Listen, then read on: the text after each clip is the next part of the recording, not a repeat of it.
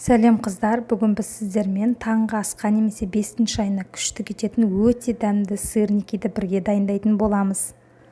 Бізге қажетті заттар ірімшік, ұн, жұмыртқа және қант. Барлық қажетті заттардың мөлшерін описанияға қалдырып кетемін. Менде бұл жерде қолдың ірімшігі осындай түйір-түйір болып тұрады. Біз қазір бұны блендердің көмегімен ұсататын боламыз. Енді ірімшіктің үстіне қантты және жұмыртқаны салып, блендердің көмегімен жақсылап езіп аламыз. Егер сіздерде блендер болмаса, жай ғана миксерлесеңіздер де болады, немесе дүкенде арнайы пастообразный ірімшікті сатып алсаңыздар да болады. Мінекей, біз осында қою масса пайда болады. Осының үстіне електен өткізілген ұнымызды салып, жақсылап араластырамыз.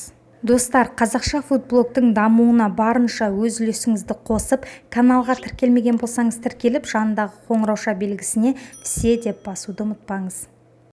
Енді жаңағы пайда болған массамызды үстеліміздің үстіне аздаған ұн сеуіп, бір ас қасық толтыра салып, осылай ұнға ауната отырып, біздің сырниктердің формасын дайындаймыз.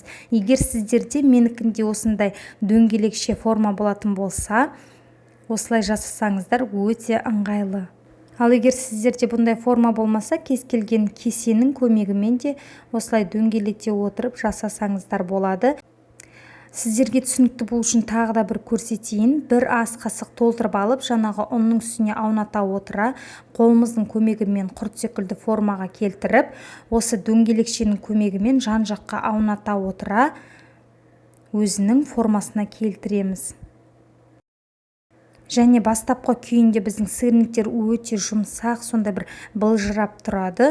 Біз оны осылай екінші досканың үстіне салафан қалташасын төсеп, жаңағыдай жабысып қалмас үшін морозильникке жарты сағатқа немесе 1 сағатқа қатырып алсаңыздар да болады. Немесе бір күнге, бірнеше күнге сақтап, кез келген уақытта таңғы асқа жасасаңыздар өте дәмді болып шығады.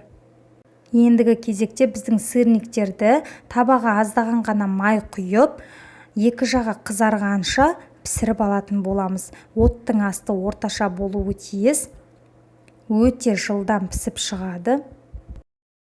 Осымен біздің дәмі тіл үйіретін өте дәмді сырниктеріміз дайын. Сіздермен бірге болған мөлдір, назарларыңызға көп рахмет.